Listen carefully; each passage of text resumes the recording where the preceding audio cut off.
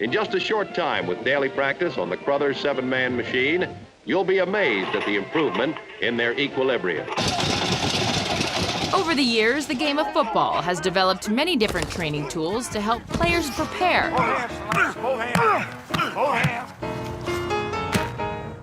Some more successful than others. But since the turn of the century, of all the gadgets available, one piece of equipment has shot to the head of the pack.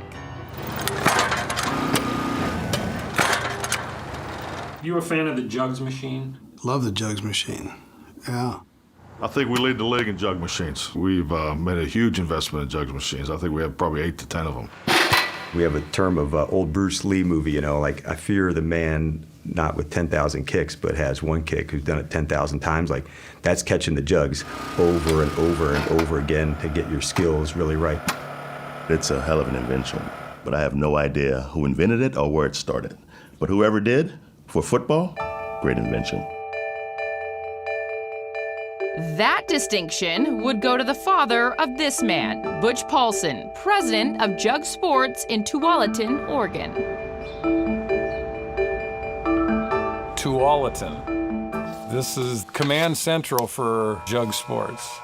It's kind of almost Norman Rockwell-ish, but my dad, he loved baseball.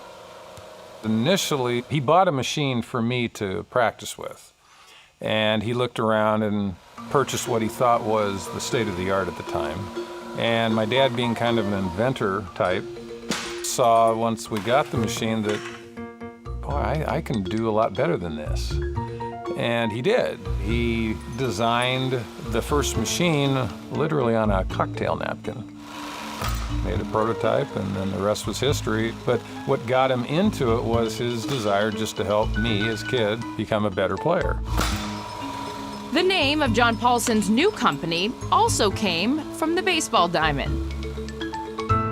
My dad, growing up, he was a pitcher in college, and a curveball back then in the 20s was called a jug-handled curve. My dad applied that to the machine that he had designed, and it just kind of stuck. Look at all those guys on the Jugs. I just want to see you on the Jugs. Is that a Jugs machine? Jugs sold its first football machine to the Baltimore Colts in 1975. But it took a while for football's ultimate catching contraption to catch on.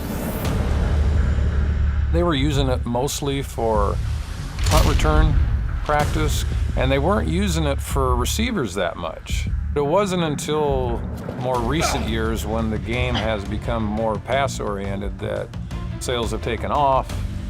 Chris Carter, I got to give him a lot of credit. I think he was the one who really kind of paved the way.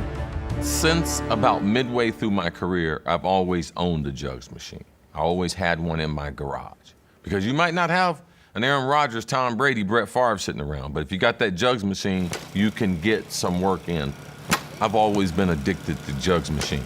Like, it was a bad day if I only caught 100 balls on the Jugs machine. I didn't think there was a tool that helped me concentrate and catch the ball better. And when I got into the one-handed catching and starting to practice that just took my game to a whole nother level. So when you see my Hall of Fame clip, you see a one-handed grab in there, you'll see that because of the routine that I had on a daily basis. You'll watch me grab one right below the goalpost. That's because the drills that we did when we shot the ball higher in the red zone, and we were able to get to that exact height there, the toe tap on the sideline, the back of the end zone. The Jugs machine, it made me do that better. Your brain takes pictures, so you see the ball coming like a flash. Within the Jugs machine, I was able to cover all the spots that I could physically get a ball thrown to me. Once I got into the game, there wasn't a blind spot that I have. I've seen that ball. I've caught that ball. Hundreds and hundreds of times. Touchdown! Come on! What? It's become such a part of training in the game now that these players are getting creative They're trying to figure out every awkward position they can be in a game situation and still catch the ball. Some of the stunts that you see some of the players doing just for fun to challenge themselves, we would have never even dreamed of. I've seen Odell Beckham get like 10 yards away from the machine, and then with every pass, he'll creep in a yard, creep in a yard, creep in a yard, and it's astounding to have reflexes and the strength in hands to do what he can do. I've seen where guys will get as close as they can, you know, and try to catch it. Oh, man, that ain't nothing. Come on. When you put competitive guys in a position to compete, Turn that thing up. Yeah. that's when you start to see all those crazy little deals. Here go one hand right here, Will. Former Rams lineman Eugene Sims once put on a legendary Jugs performance at training camp. This boy got hands, bro.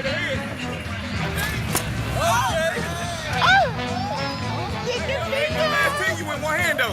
One hand. Today, Jugs machines aren't just for wide receivers. In fact, thanks to Chris Carter, they've started achieving celebrity status. Good friend of mine, Snoop Doggy Dogg, I sent him 2 last year. He's got one at his football training facility, and he's got one at his house. Snoop is serious about football. Antonio Brown with the Pittsburgh Steelers sent him one. He's addicted to it. OBJ, Odell Beckham. You see him utilizing it in training.